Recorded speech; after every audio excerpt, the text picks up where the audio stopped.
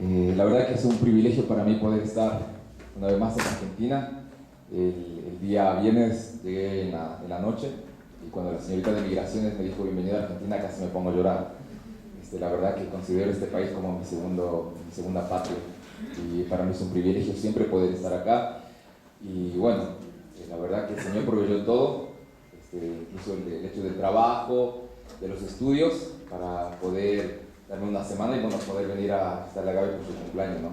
Así que la verdad que es un privilegio. Contándoles un poquito, bueno, yo soy José Luis Di Pantuña, soy de Ecuador. Por la gracia de Dios, después de 3 años de haber estado estudiando en el Instituto Bíblico Palabra de Vida, regresé a mi país y ahora estoy involucrado en mi iglesia. Y también hace 2 semanas empecé un posgrado en teología también, así que por la gracia de Dios, la verdad, estoy muy emocionado por lo que el Señor está haciendo en mi vida y a través de mi vida, pero la verdad que eso me anima mucho, pero también es una gran responsabilidad porque es la palabra de Dios. Así que, y cuando me dijo para poder compartir hoy, la verdad que dije, qué privilegio gigante de poder estar acá, ¿no? Así que yo quiero hacer un poquito de historia para poder compartirles el tema de esta noche, que va a ser características de un hombre y de una mujer de Dios en tiempos de oscuridad. ¿Sí? Las características de un hombre y una mujer de Dios en tiempos de oscuridad. Así que yo le voy a pedir, por favor, ¿te puedes parar?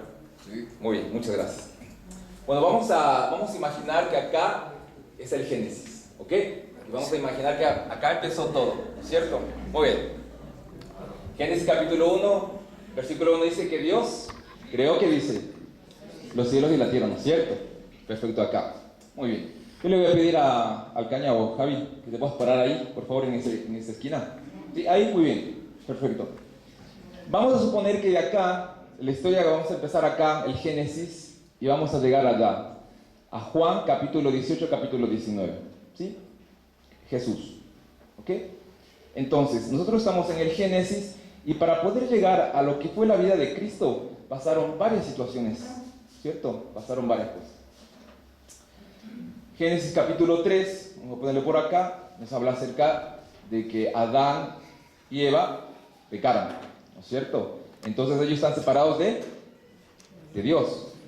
El Señor nos dice en Génesis capítulo 3, versículo 15, nos da la primera promesa mesiánica. Nos dice que de la simiente de la mujer vendrá alguien que derrotará la simiente de Satanás, ¿no es cierto? Y nos está hablando acerca de Cristo, porque desde Génesis capítulo 1 hasta Apocalipsis capítulo 22 nos habla todo acerca de Cristo, va a ser todo acerca de Cristo. Perfecto, estamos acá. Luego vamos a ir al capítulo 12 de Génesis y nos habla acerca de Abraham, ¿sí? Nos va a hablar de Abraham, del padre de la fe, y que le dijo a Abraham que a través de su simiente van a ser benditas todas las familias de la tierra.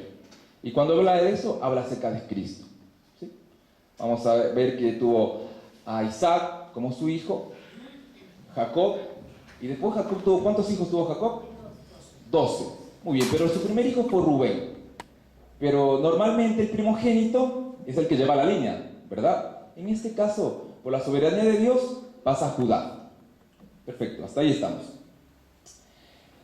Tienen que ir a Egipto por la hambruna y pasaron 400 años en Egipto.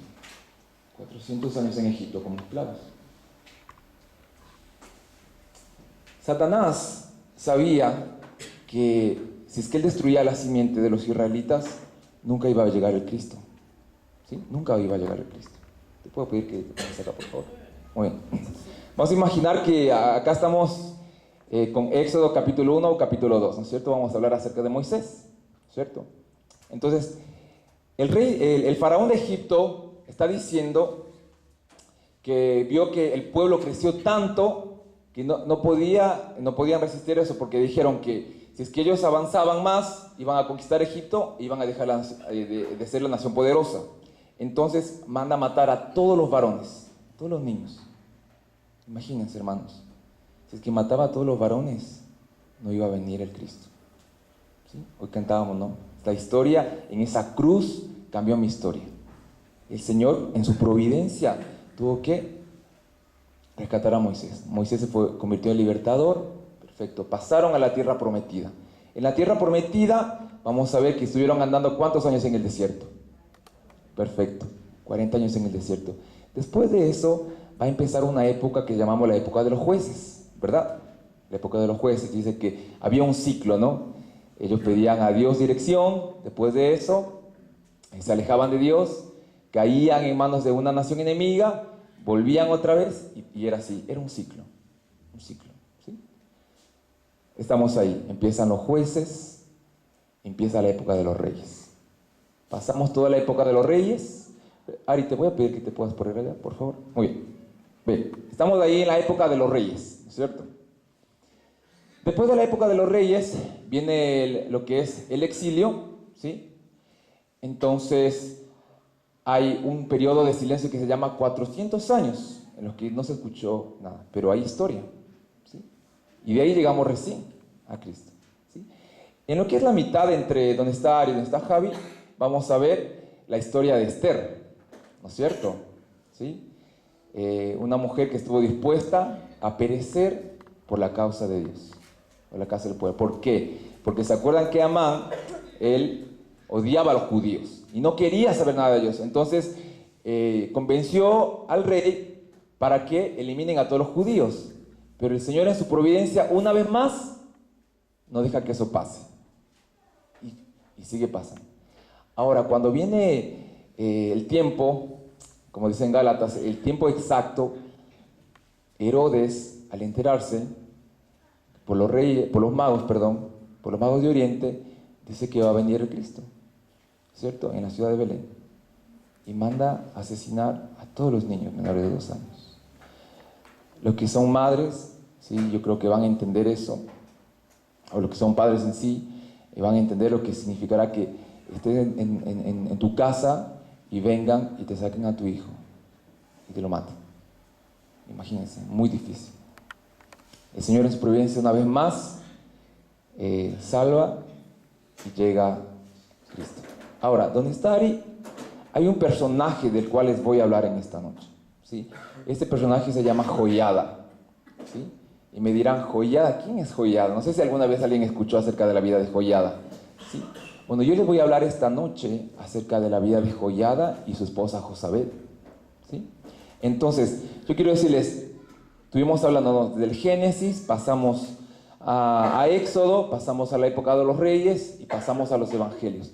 Pero en medio de esto, en medio de los reyes, hubo un periodo muy oscuro, muy difícil, ¿sí? En la cual habían quizás pocos hombres y pocas mujeres que estaban dispuestos a vivir la fe que decían tener, ¿sí? Les voy a pedir que se sienten, por favor. Muchas gracias. Solo para poder entender el contexto de ese pasaje, ¿sí? Ahora, vamos a estar ahí. Entonces, estamos en la época de los reyes, ¿no? Entonces, tenemos el primer rey de Israel, ¿quién fue? Saúl, ¿no es cierto?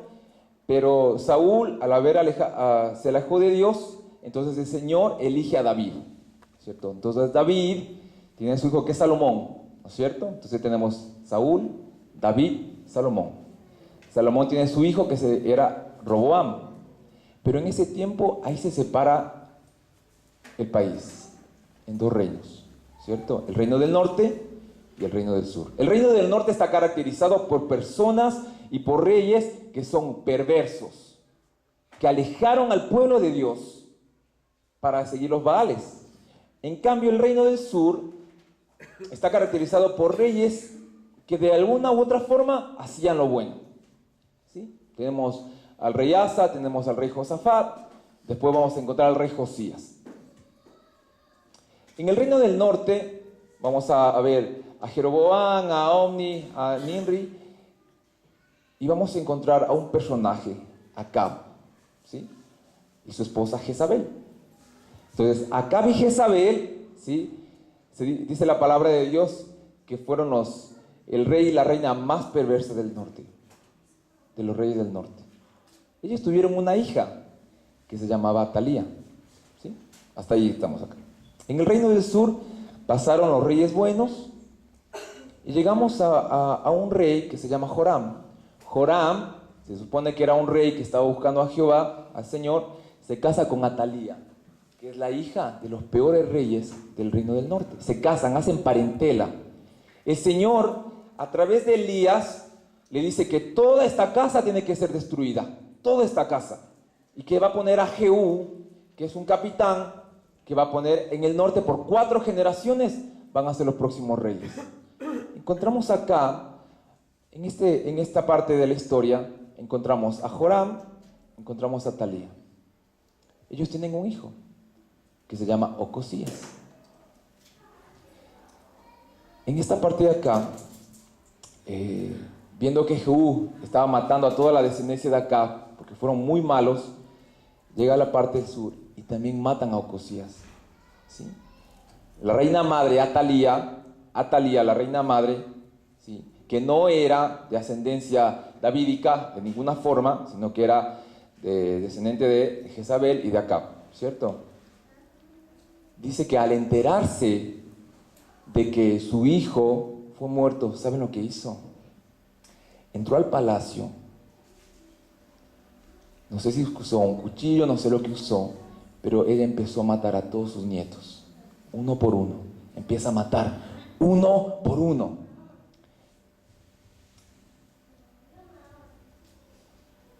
Ahí en ese periodo de la historia, una vez más casi, Satanás destruye la simiente de David para que no llegue el Cristo. Esta mujer perversa, mala, empieza a matar a toda la descendencia. Y ahí dice que entra una mujer llamada Jezabel.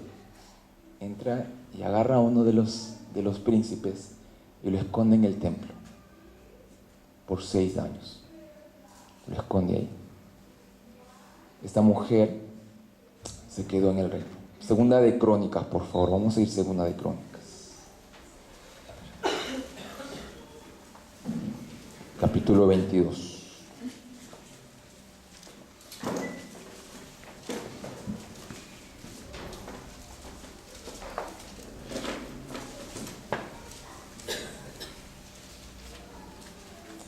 Segunda de Crónicas, capítulo 22, versículo 10.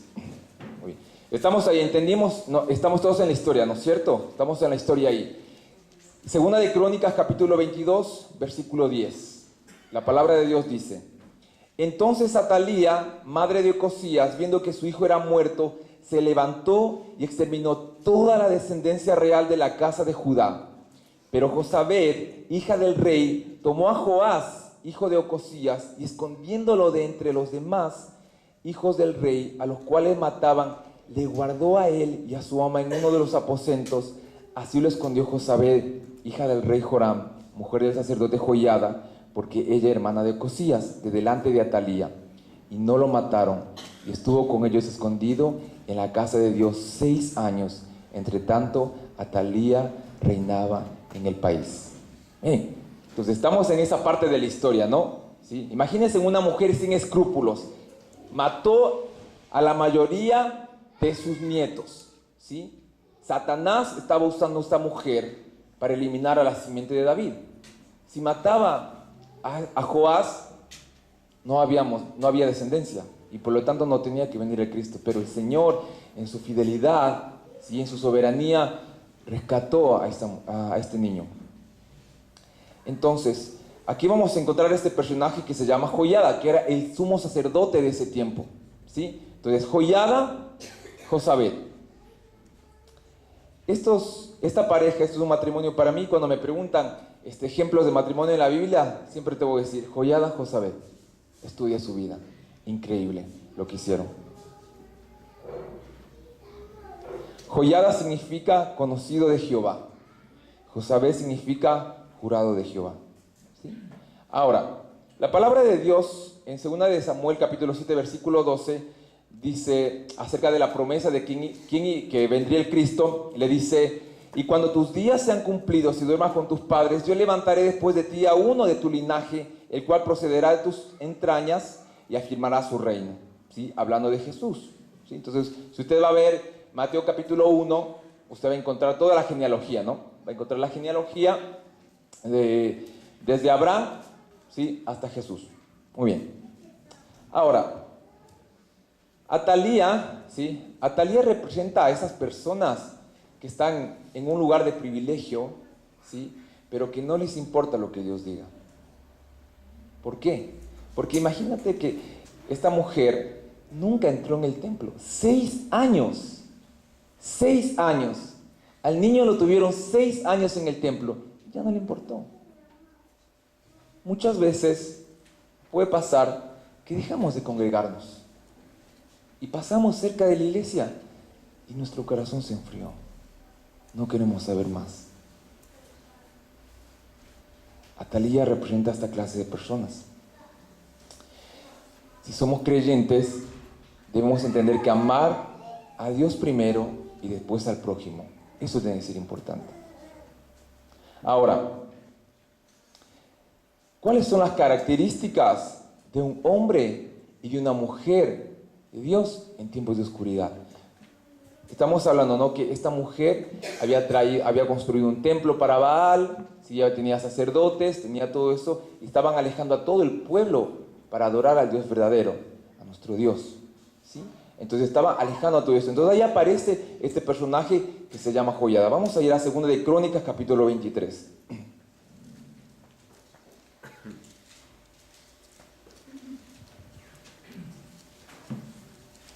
Segunda de Crónicas, capítulo 23, versículo 1. Dice: en el 7º año se animó Joiada y tomó consigo en alianza a los jefes de centenas: Azarías, hijo de Joram; Ismael, hijo de Johanán; Azarías, hijo de Obed; Maasías, hijo de Adaía; Elisafat, hijo de Sicri, los cuales recorrieron el país de Judá y reunieron a los levitas de todas las ciudades de Judá y a los principales de las familias de Israel, y vinieron a Jerusalén. Y toda la multitud hizo pacto con el rey en la casa de Dios, y Joiada les dijo: he aquí el hijo del rey, el cual reinará como Jehová ha dicho respecto a los hijos de David. A partir del versículo 4 hasta el versículo 9 les va a dar unas órdenes de lo que tenían que ellos cumplir. Vamos al versículo 10. Y puso en orden a todo el pueblo, teniendo cada uno su espada en la mano, desde el rincón derecho del templo hasta el izquierdo, hacia el altar y la casa, alrededor del rey por todas partes. Entonces sacaron al hijo del rey y le pusieron la corona y el testimonio y lo proclamaron rey. Y Joiada y sus hijos lo ungieron, diciendo luego: vive el rey. Cuando Atalía oyó el estruendo de la gente que corría y de los que aclamaban al rey, vino al pueblo a la casa de Jehová. Y mirando, vio al rey que estaba junto a su columna a la entrada, y los príncipes a los trompeteros junto al rey, y que todo el pueblo de la tierra mostraba alegría y sonaba bocinas, y los cantores con instrumentos de música dirigían alabanza. Entonces Atalía rasgó sus vestidos y dijo: traición, traición. Pero el sacerdote Joiada mandó que salieran los jefes de centenas del ejército y les dijo: sacadla fuera del recinto, y al que la siguiere, matadlo a filo de espada, porque el sacerdote había mandado que no le matasen en la casa de Jehová. Ellos pues le echaron mano, y luego que ella hubo pasado la entrada de la puerta de los caballos de la casa del rey, allí la mataron. Versículo 16. Y Joiada hizo pacto entre sí y todo el pueblo y el rey, que serían pueblo de Jehová. Después de esto entró todo el pueblo en el templo de Baal y lo derribaron, y también sus altares, e hicieron pedazos sus imágenes, y mataron delante de los altares a Matán, sacerdote de Baal. Luego ordenó Joiada los oficios en la casa de Jehová, bajo la mano de los sacerdotes y levitas, según David los había distribuido en la casa de Jehová, para ofrecer a Jehová los holocaustos, como está escrito en la ley de Moisés, con gozo y con cánticos, conforme a la disposición de David. Puso también porteros a las puertas de la casa de Jehová, para que por ninguna vía entrase ningún inmundo. Versículo 21. Y se regocijó todo el pueblo del país, y la ciudad estuvo tranquila, después que mataron a Atalía a filo de espada. 24:1. 17 años era Joás cuando comenzó a reinar, y 40 años reinó en Jerusalén. El nombre de su madre fue Sibia de Berseba. E hizo Joás lo recto ante los ojos de Jehová todos los días de Joiada el sacerdote. La primera característica de un hombre y de una mujer de Dios en tiempos de oscuridad es que estudia la palabra y la pone en práctica. La palabra de Dios dice en 2 de Timoteo capítulo 3, vamos a ir un ratito sin perderlo, 2 de Crónicas, por favor. 2 de Timoteo capítulo 3.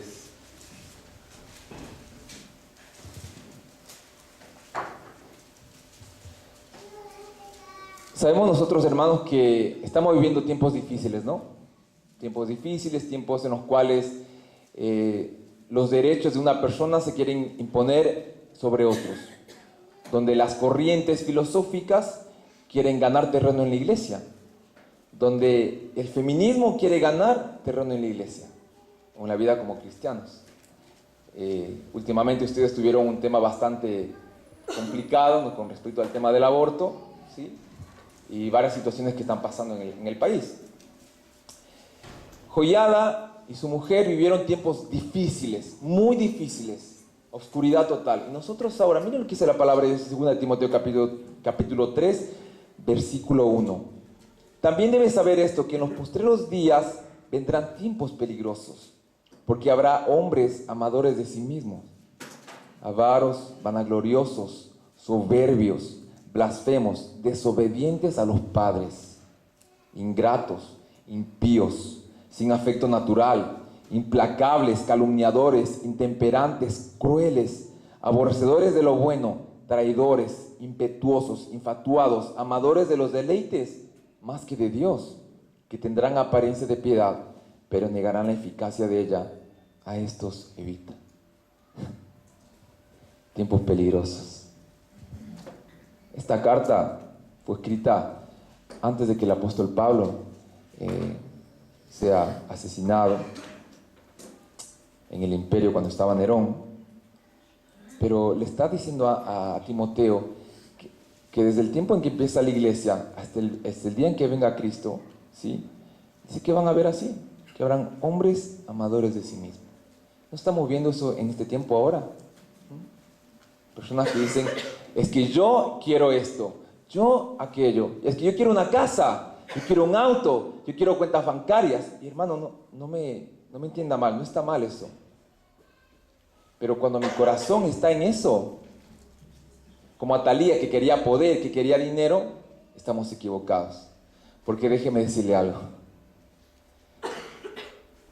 Un profesor mío me dijo una vez, José, dijo, cuando tengas una casa gigante, 2 autos quizás, cuentas bancarias, y te mueres, o Cristo te lleva al cielo, acuérdate que trabajaste para el anticristo, porque todo se queda a él.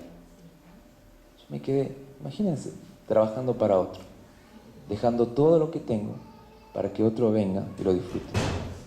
Cuando yo tengo que poner mi mirada en las cosas celestiales, en las cosas eternas, porque eso soy llamado. Somos peregrinos, estamos de paso acá. Y gloria a Dios, y el Señor le ha provisto. Amén. Pero también recordemos que de todo vamos a dar cuenta, de cada centavo que el Señor nos ha dado. Entonces, Joiada, ¿sí?, Josabed, estudiaban la palabra y la ponían en práctica, ¿sí?, porque él sabía que tenía que ir de esta forma el coro, sabía que de esta forma tenían que ser los holocaustos, que de esta forma tenía que ser sí o sí de la descendencia de David. Entonces, si es que Joiada no estudiaba la palabra de Dios, él no podía poner en práctica y no podía hacer lo que hizo. Nosotros estamos llamados a estudiar la palabra de Dios cada día.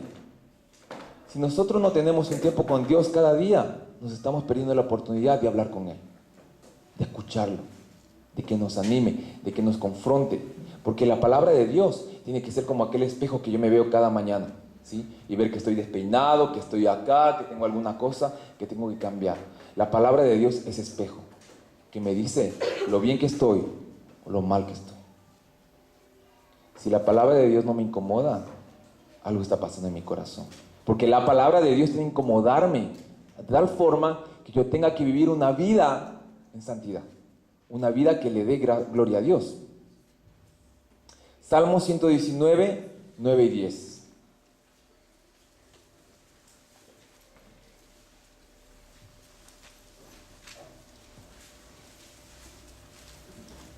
¿Con qué limpiará el joven su camino? Con guardar tu palabra. Con todo mi corazón te he buscado. No me dejes desviarme de tus mandamientos. ¿Sí? Muchas veces, la mayoría del tiempo que trabajo con jóvenes, y me dicen, José, es que estoy pasando por esto, por esta situación, no sé qué hacer. Bueno, una pregunta que se hace por lo general es, ¿cuándo fue la última vez que memorizaste un versículo? Porque la palabra de Dios dice que ¿cómo limpiará el joven su camino? ¿Cómo limpiará usted su camino? Con guardar tu palabra. La pregunta para que nos hagamos cada uno de nosotros va a ser, ¿cuándo fue la última vez que yo memoricé un versículo de la Biblia? Para pensarlo. ¿Cuándo fue la última vez? Romanos capítulo 2, versículo 13.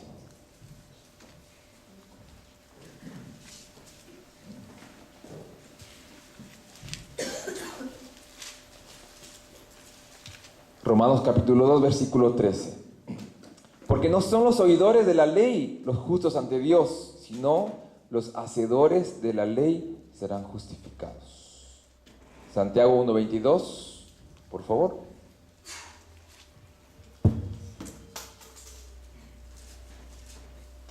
Pero sed hacedores de la palabra y no tan solamente oidores, engañándoos a vosotros mismos. Imagínense que Santiago nos dice, a través obviamente de la inspiración del Espíritu Santo, dice, sed hacedores de la palabra y no tan solamente oidores, engañándoos a vosotros mismos. Joiada sabía lo que tenía que hacer, porque estudiaba la palabra de Dios. Entonces, hermano, si usted quiere saber cuál es la voluntad de Dios, tiene que aprender la palabra. Y una vez que aprenda la palabra de Dios, usted la va a poner en práctica. Pero si usted no estudia, nunca la va a poner en práctica. Muchas veces pasamos periodos de nuestra vida en los cuales nos quedamos en una quietud, que no pasa nada, ni bueno ni malo. Una vez me dijo un hermano, José, siéntete gozoso cuando el Señor te mande pruebas, porque quiere que madures en alguna área. Si es que yo no estoy pasando por pruebas, hay que ponerme a pensar, ¿será que soy casi perfecto? ¿O habrá alguna área en mi vida que tengo que mejorar, que tengo que crecer, que tengo que madurar? Si yo quiero ser un siervo de Dios o un hijo, una hija de Dios en estos tiempos de oscuridad, yo tengo que estudiar la palabra de Dios y ponerla en práctica. Es la primera característica.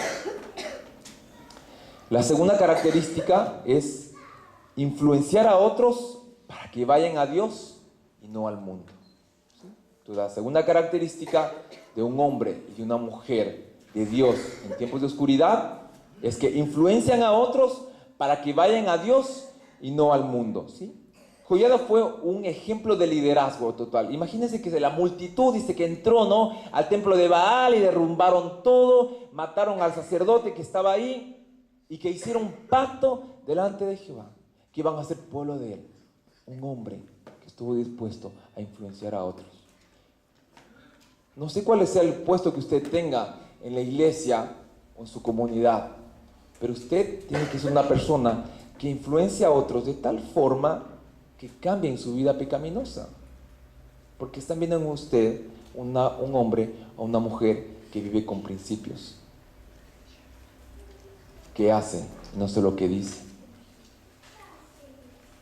Nosotros tenemos que rodearnos de personas piadosas, de personas que nos ayuden a crecer. Ari nos compartía, ¿no?, que vayamos con un hermano mayor, con un hermano menor para poder crecer. La iglesia está ofreciendo, ¿sí?, estas herramientas que debemos tomarlas, ¿sí? Si nosotros no las tomamos ahora, cuando estemos en el tribunal de Cristo, hermanos, no nos quejemos, porque ahora es el tiempo que le está dando la oportunidad al Señor para poder crecer. Si uno no crece, es porque no quiere, no porque no hay oportunidades, porque hay la oportunidad de crecer y tenemos que hacerlo, ¿sí? Cuando haces las cosas bien, la gente se alegra a tu lado. ¿Se acuerdan que cuando mataron a Talía, cuando derrumbaron todo ese, que el pueblo que estaba gozoso, se regocijaba? Amén.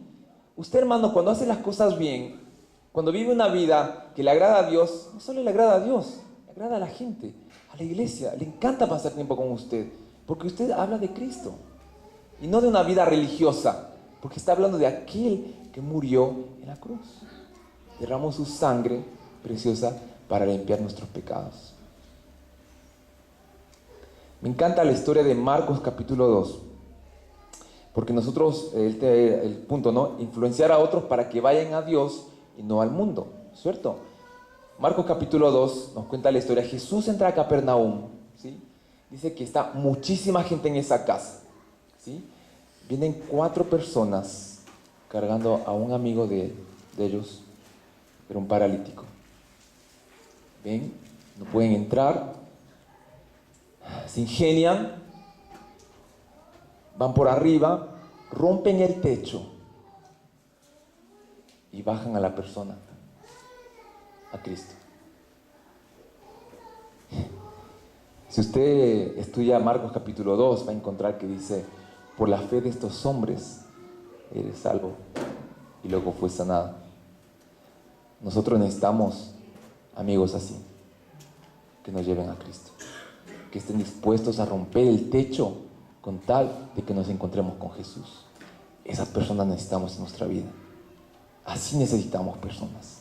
Porque espero que usted, que no quiero de corazón, no quiero que usted de alguna forma se encuentre espiritualmente paralítico. Pero si se encuentra así, espero que pueda tener 4 personas, 3, 2 o 1, que estén dispuestas a llevarle a Cristo. ¿Sí? Este es un ejemplo muy personal, pero déjeme decirle que quizás el motivo de venir acá a la Argentina era porque yo considero a Gaby, mi amigo, como la persona que me influencia y que me lleva a Cristo. No importa el precio a pagar, no importa la distancia, uno está dispuesto a moverse. Entonces el Señor nos pide que nosotros seamos personas de influencia, que podamos llevar a otros a Cristo. Ari también nos compartía hoy que el propósito que tienen como iglesia para el próximo año no es solo compartir el evangelio a alguien, es acompañarle en ese proceso, ¿sí? Que pueda venir a la iglesia, que quizás tengan que hacer 2 servicios porque no entra más. Una persona. Necesitamos gente de influencia. Espero que usted sea una persona de influencia en su hogar, en la facultad, en su trabajo, en la escuela, ¿sí? Acuérdese, hermano, todos nosotros vamos a tener que rendir cuentas delante del Señor. Entonces, si yo soy una persona o un hijo o una hija de Dios en tiempos de oscuridad, es que yo leo la palabra de Dios y la pongo en práctica.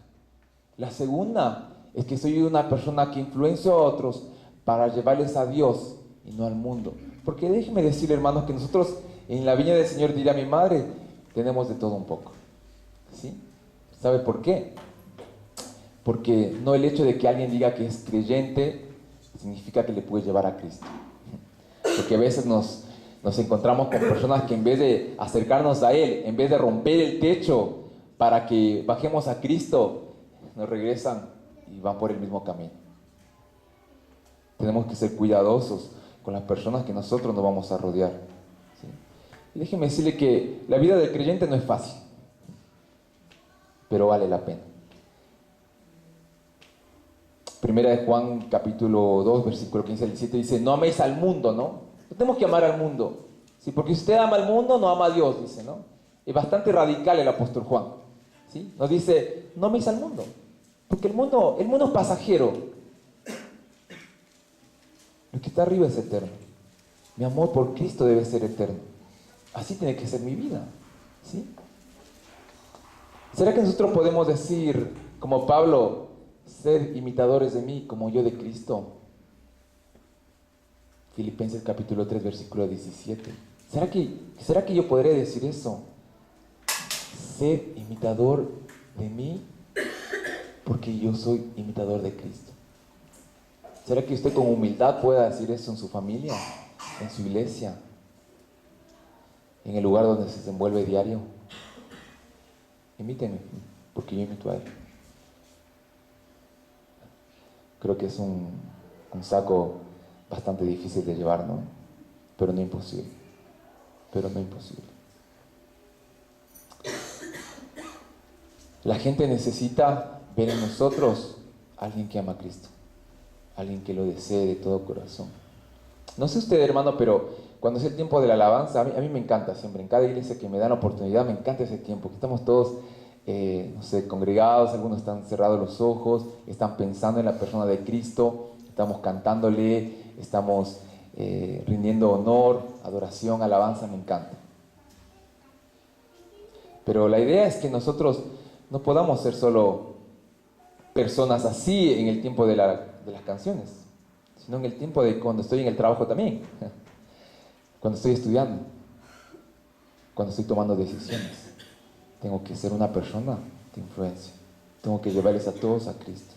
A Cristo. Tiene que ser Cristo. Siempre debe ser Cristo. Joiada influenció a una nación a regresar a él. Un hombre y una mujer. ¿Sí? Pero ¿sabe por qué? Porque pasaron tiempo con la palabra de Dios.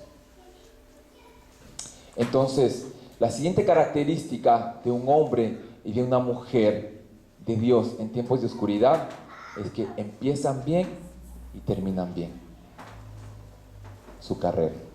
¿Sabe por qué?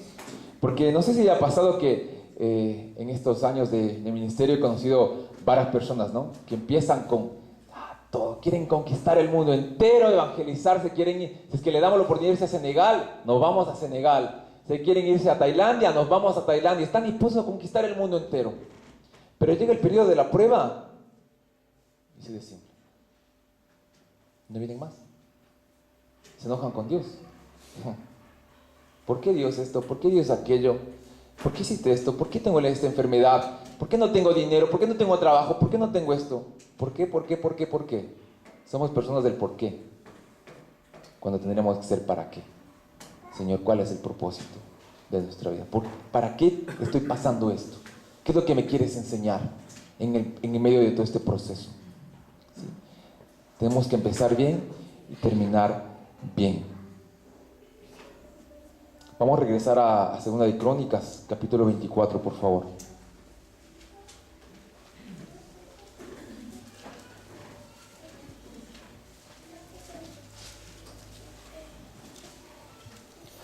Segunda de Crónicas, capítulo 24, versículo 15, dice: Mas Joiada envejeció y murió lleno de días, de 130 años era cuando murió. Mire el 16. Y lo sepultaron en la ciudad de David, con los reyes, por cuanto había hecho bien con Israel y para con Dios y con su casa. ¿Sí? Una vez más. Y lo sepultaron en la ciudad de David, con los reyes, por cuanto había hecho bien con Israel y para con Dios y con su casa.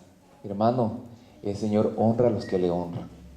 Él no era de linaje real, pero una persona que estuvo dispuesta a dar su vida, incluso para que pueda venir el Cristo.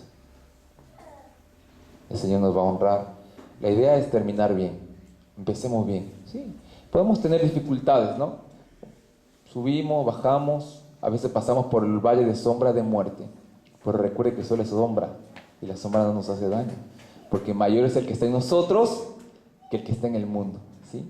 Y siempre acuérdese que la palabra de Dios en Deuteronomio capítulo 8, versículo 16, dice que toda la prueba que te afligió, que te probó, para la postre hacerte bien. Ese es el propósito de la prueba, que a la postre, a la final, usted diga: valió la pena, valió la pena. Empiezo bien, termino bien. Murió lleno de días. Y cuando habla de esto, hace referencia en las escrituras vamos a encontrar a ciertos personajes que hacen mención de este mismo tema, ¿sí? Vamos a encontrar a Isaac, ¿sí? En Génesis capítulo 35, versículo 29, dice lo mismo, que murió lleno de días, ¿sí? Pero también me encanta que está en Job capítulo 42, versículo 17. Vamos al libro de Job, por favor.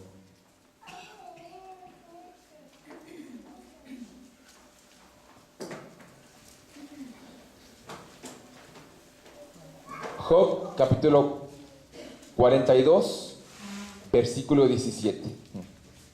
Y murió Job, viejo, ¿y qué dice? Lleno de días.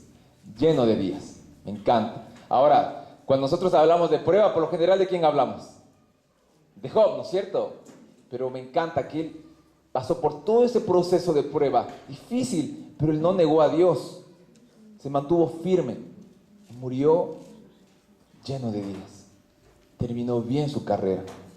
Terminó bien la carrera. Empezó bien, en medio tuvo problemas, tuvo dificultades, tuvo pruebas, pero al final terminó bien.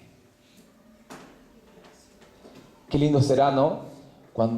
Porque tenemos esperanza gloriosa. La esperanza gloriosa, como dice en 1 Tesalonicenses capítulo 4, versículo 13 al 18, ¿no? Dice que un día vamos a ser transformados y llevados a las nubes.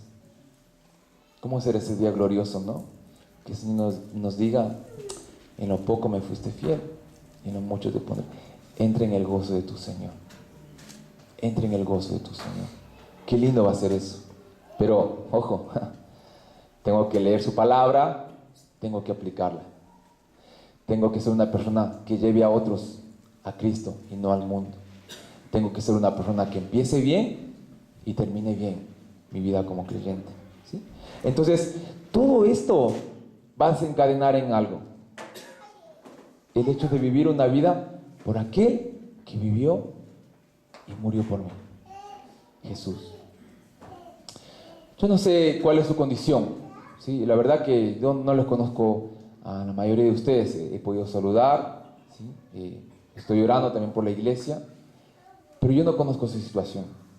Yo no conozco qué hay adentro, ¿sí? Pero el Señor lo sabe.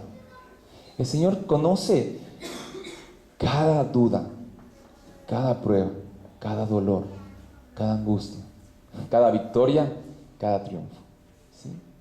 Pero hay una diferencia muy grande entre aquel que conoce de Dios y aquel que conoce a Dios. Aquel que ha escuchado de Cristo y aquel que está dispuesto a morir por Cristo, ¿sí? Como hablábamos acá, al principio en Génesis entró el pecado en el mundo. Adán y Eva ahí pecaron, ¿sí? Y alguien una vez me preguntó, José, ¿por qué el Señor tuvo que sacarles a Adán y a Eva del paraíso? ¿Sabe la respuesta? Porque el Señor fue tan amoroso que no dejó que ellos vivan toda la eternidad con pecado, sino que un día iban a morir e iban a encontrarse con el Creador. Qué increíble, ¿no? Que a pesar de los errores que cometamos o a pesar de los pecados que hagamos, dice que el Señor es fiel y justo para perdonarnos y limpiarnos de toda maldad cuando confesamos nuestros pecados. Entonces estamos en este punto en nuestra vida, hermano, hermana, que si usted está diciendo adentro, mira, yo creo que no estoy viviendo una vida de influencia, yo creo que no estoy viviendo una vida que estoy empezando bien, o no estoy siendo una persona que está estudiando la palabra de Dios, quizás haya algo ahí. Yo creo que es el momento de ponernos a meditar y también también tomar decisiones, ¿sí? Decisiones que marquen nuestra eternidad. Hoy es el día de salvación, ¿sí? Porque la paga del pecado es la muerte, mas la dádiva de Dios es vida eterna en Cristo Jesús. Cuando hablábamos, en Cristo Jesús, ¿sí? Muchas veces nosotros queremos descansar en mis obras, en lo que yo puedo hacer, en lo que yo puedo alcanzar, pero nada de eso es suficiente, sino solo la obra de Cristo en la cruz, lo que Él hizo por nosotros. Miren, todos los hombres y mujeres en toda la historia estuvieron dispuestos a morir por Cristo. Después de esto, tenemos más de 20 siglos de hombres y mujeres que han estado dispuestos a morir por la misma causa. ¿Por qué? Porque nos cambió la vida, nos cambió la eternidad. Este periodo pequeño que vivimos no va a ser comparado con la gloria venidera que nosotros ha de manifestarse. Filipenses capítulo 2, por favor, terminando ya.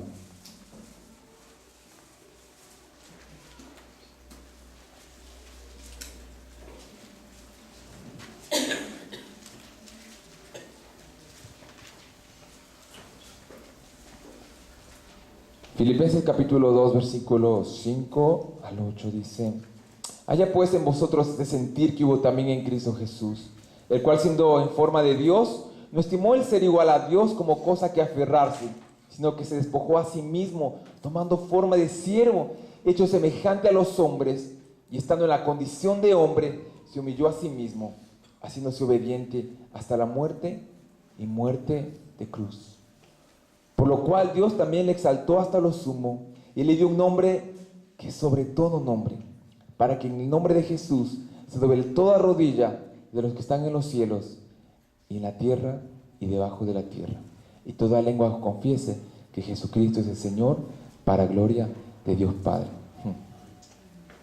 Él renunció a todo, hermanos. Cristo renunció a todos. El dueño del universo tuvo que pedir prestado un lugar para nacer.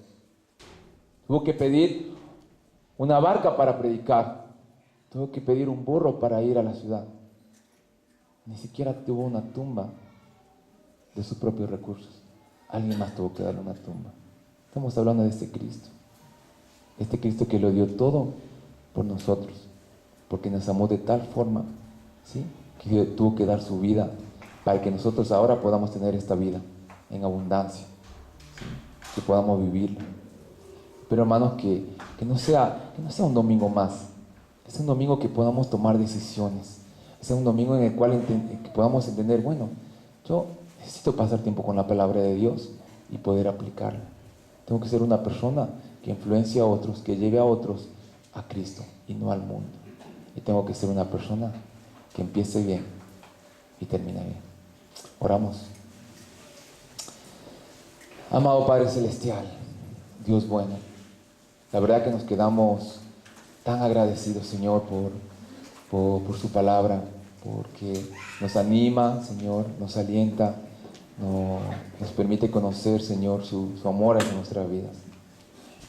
Padre, ahí en el lugar donde estamos, usted conoce cada uno de nuestros corazones, conoce nuestras situaciones, conoce las dificultades que estamos pasando, Padre. Pero quizás también hay alguien, Señor, en este lugar que nunca ha tenido un encuentro personal con Cristo. Señor, yo le pido, Padre, que pueda preparar el corazón, que esa persona pueda entender, Señor, que el pecado lo separa de Dios, pero que Cristo es el puente para usted, Señor, que usted es el camino, la verdad y la vida, que no vamos a poder llegar al Padre sino a través de la persona de Cristo. Señor, perdónenos, porque quizás hemos estado viviendo una vida que no le agrada, una vida que no le trae gozo, Señor, pero queremos que eso cambie. Queremos y anhelamos, Señor, que podamos ser personas de influencia, personas que sean de ejemplo para nuestra sociedad y para nuestra iglesia. Padre, en esta noche yo quiero orar también por la iglesia acá en Pergamino. Señor, que usted siga levantando hombres, mujeres, Señor, que estén dispuestos a vivir y a morir por la causa de Cristo. Padre, Señor, usted provea las herramientas, usted provea las personas para capacitarlos, Señor, y también para que puedan ser la luz en medio de tanta oscuridad, Señor. Le agradecemos por este tiempo. En el nombre de Jesús. Amén.